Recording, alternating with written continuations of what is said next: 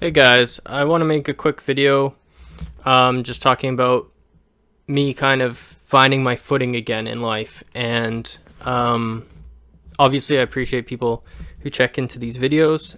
And I'm just going to digress into kind of what I think threw me off a little bit and my road to recovery and how I'm doing now. Because I've made some videos about this before with the SSRIs that I was getting off of, and I've touched a little bit on my relationship with my dad and that he was a weird guy and he would like force feed the family dog its own shit and he would drown rodents and all kinds of stuff, like basically like Ted Bundy stuff.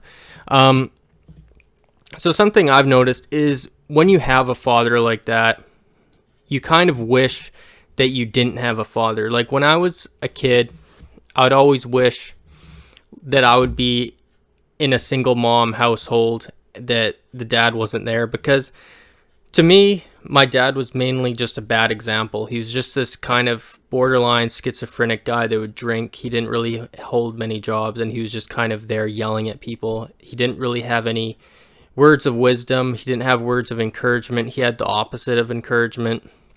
He would just insult all the time. You try something new, he'd shoot it down right away.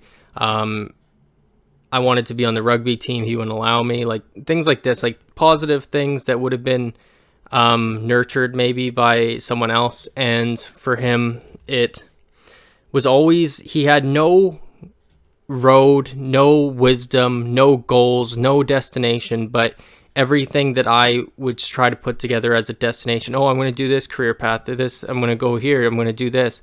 It would always get shot down and it would just make me onto a road of nothing, and I would end up on the street. I was a latchkey kid. I'd break all the golden rules, and I just was miserable. My dad was miserable. I don't think he was all there mentally. I saw him a while ago. He's collecting bear traps now. He's living in a van. He's just, I think he might be schizophrenic, which is an unfortunate thing. But also, I'm looking back at kind of where I went wrong in this, and looking back as an adult now, things I could have did better as a kid, and things that also he did that were a good example, very rare, but he renoed the house. We got this house, he renoed it, he built a new wall, he framed it himself, he put drywall up, and seeing that was a good thing to see. Now I'm have kind of a handyman job at one of my jobs.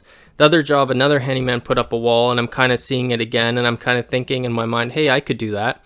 So now I'm kind of seeing like a few positive things, and more, I would have seen those positive things probably without him building that, but I'm kind of giving him a little bit of credit here because I'm healing. But so that was good. There's other good things too here and there, but I guess the main realization that I have made now is most people want to prove themselves to their father. They want to do really good. They want to go out in the world. They want to conquer. They want to become successful and say, hey, Dad, I did it.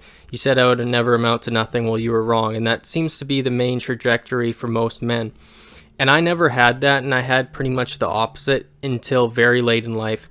Like I'm 31 now, and I didn't have the I'm going to be successful trajectory until I was like 28, like very, very late.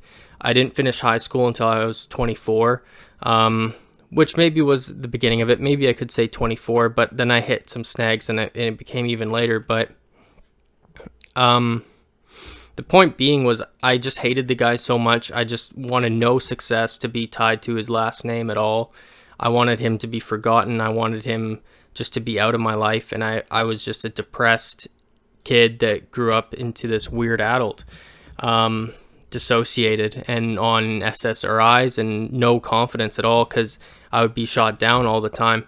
And now I'm not wanting to be successful to prove it to him like most people would have had that drive when they were in adolescence. I think most people would have had rebellion, but they eventually would have got that. At least successful people seem to have that. Now I'm not doing it to prove it to anyone. I'm doing it to prove it to myself. And I think that's the healthy way to go about it. I think that's a healthy way about it to go about it for anybody, not even people who had a broken home or anything like that. So yeah, I'm gonna continue to grow and level up. And what was I gonna say? Yeah, I just didn't want any success tied to him. I wanted him to get out of my life, and I wanted to try to make it on my own. I didn't want him to help me at all, and then he could come back later and said he helped me, because he did the opposite of help for so long, and he really tore me down. And it was a bully. It was a bully in my home, and I had bullies at school too, because I was a skinny kid, and I was just getting bullied everywhere. And my dad had no fatherly wisdom. He had the same, well, they're saying this because you are garbage kind of thing. And when you have a father like that, you never really have confidence, and I'm slowly starting to gain it. I had false bravado confidence when I was a young adult and teenager, and I'd bully people back, and I would do bad things, and I'd get in fights, and I'd do all this, but it wasn't real confidence. And you see a lot of people like that. See a lot of people chugging Monster Energy drinks, trying to start fist fights at job sites. I was kind of like that. Like, I was punching holes in drywall, and I was basically stealing stuff and just doing shithead stuff. And I'm over that now, and I'm actually trying to be a humble, decent person, like a good cell in the world, not a cancer cell.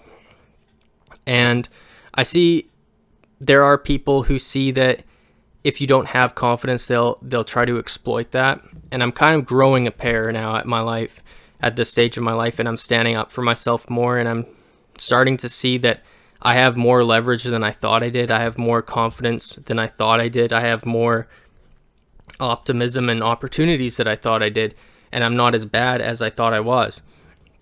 So I'm starting to stand up for myself, and I'm starting to stand up for myself a bit more at work, and I'm trying to be more reasonable to myself, and hopefully that doesn't get me fired, because there is a lot of people who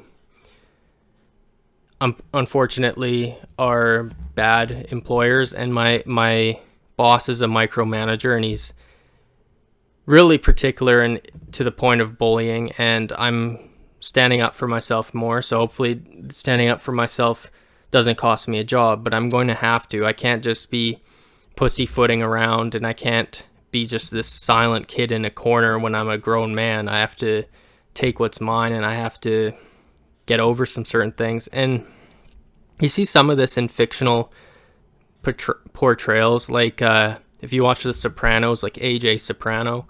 Like, I'm not saying my dad was like Tony Soprano. He wasn't like a mobster. He was just like a bum, basically, and he would just beat up on his kid instead of going out in the world and taking what's his. So some of that was the example passed on to me as well. But you see with tyrannical fathers who just oppress their kids instead of have their kids grow and nurture them and express gratitude or encouragement to their kids, they kind of become walled off and quiet and this introverted type of person who doesn't really function well. And I'm getting over that, and it's very late in my life, and it's weird to announce that or admit it to YouTube. It's a strange thing to do, but hopefully someone gets something out of this, and that's my experience. I'm standing up for myself now, very late in life.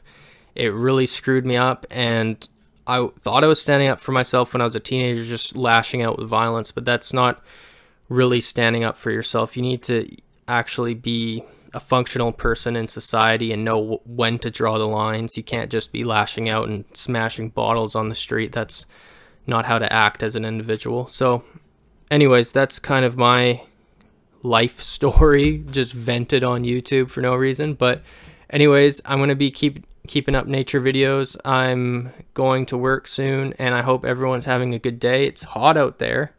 I have a video coming out soon about supply chain, which, why would you want to talk to a janitor about supply chain? I don't know. But my opinion is, with all the forest fires, we're going to have more of our own food grown locally in that. So I'll get into that later. Anyways, thanks for checking this out, and peace out.